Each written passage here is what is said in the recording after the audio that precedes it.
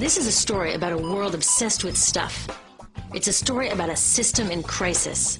We're trashing the planet, we're trashing each other, and we're not even having fun. The good thing is that when we start to understand the system, we start to see lots of places to step in and turn these problems into solutions.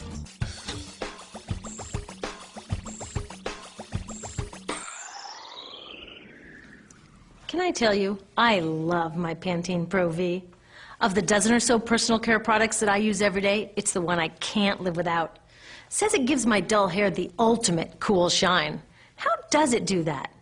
I was wondering that while I was lathering it in my hair one day, so I read the ingredients right here. Sodium lauryl sulfate, tetrasodium EDTA, methyl isothiazolinone. What is this stuff? I took this list to some scientists who know how to read it. Turns out my Pantene contains a chemical linked to cancer. And lots of other products in my bathroom, from sunscreen to lipstick and even baby shampoo, also contain chemicals linked to cancer or other problems like learning disabilities, asthma, and even damaged sperm. Like most parents, I try to keep my family safe. But now I find out my bathroom is a minefield of toxins? What are we supposed to do? To find out the answers, we have to go back to one of the key features of our materials economy: toxics in, toxics out. If, at the factory, you pour toxic chemicals into a product, like baby shampoo, you're going to wind up with toxic baby shampoo. And toxics in workers, communities, and, babies.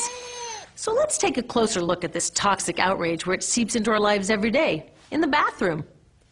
The average woman in the U.S. uses about 12 personal care products daily. The average man about 6. Each product containing a dozen or more chemicals. Less than 20% of chemicals in cosmetics have been assessed for safety by the industry's safety panel, so we just don't know what they do to us when we use them. Would you fly on an airline that only inspects 20% of its planes? Of course, not all of these chemicals are dangerous, but we know that many are. Some are carcinogens. That means that they can cause cancer. Others are neurotoxins and reproductive toxins, proven to mess up brain development and reproduction in animals. Wait a minute, we're animals too. It's like a giant experiment. We're using all these mystery chemicals and just waiting to see what happens. One thing we do know is that they're getting inside us. I had my body's toxicity levels tested, and I'm loaded with things like mercury, flame retardants, triclosan, and lead. We all are. Even babies are being born pre-polluted. Now, I know we can't live in a lead-free world, but do we have to put lead in our lipstick? I don't know. Maybe it's my fault. Maybe I just bought the wrong thing. At the store, the choices seem endless. I can get lipstick in 49 shades, or shampoo for hair that's too dry, oily, fine, limp, or frizzy. But what about the choices that really matter? Like the choice to buy products that are safe? It turns out the important decisions don't happen when I choose to take a product off the shelf. They happen when companies and governments decide what products should go on the shelves. So who are these companies? This is Procter & Gamble. They're the ones offering me Herbal Essences, the #2 shampoo in the country. It contains toxic petrochemicals made from oil. Since when is oil an herb? On cosmetics labels, words like herbal, natural, even organic have no legal definition.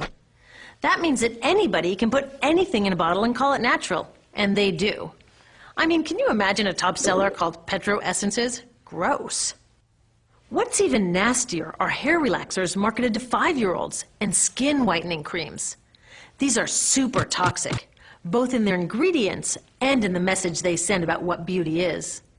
Oh, here's Estee Lauder offering me a chance to help find a cure for breast cancer. That's nice. But wait, they're also using chemicals linked to cancer. Don't you think the best way for Estee Lauder to fight cancer is to stop using those chemicals in the first place? So really, I get to choose between meaningless claims on a bottle. But these guys get the real choice about what goes into those bottles. And that happens back here, at the factories where they're formulated. Why do the makers of these products use all these toxics? Are they trying to poison us? No, they're just working from a 1950s mindset when people were totally swept up in better living through chemistry. In all that excitement, they forgot to worry about human health impacts. That was years ago, and they are still using these same old toxic chemicals.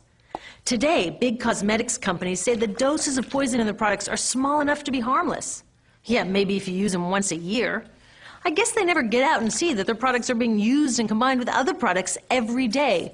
A little toxic dose under your arms, a little more on your hair, on your lips. And workers in nail and hair salons get dosed all day long. So the industry is used to doing things this way, and they can. Because even now that scientists have linked the chemicals they're using to all sorts of problems, there are no laws to get rid of them. You're thinking, really? Come on, nobody's making sure that the stuff we smear all over our bodies is safe? Nope. The FDA doesn't even assess the safety of personal care products or their ingredients. Since 1938, they've banned just 8 out of over 12,000 ingredients used in cosmetics.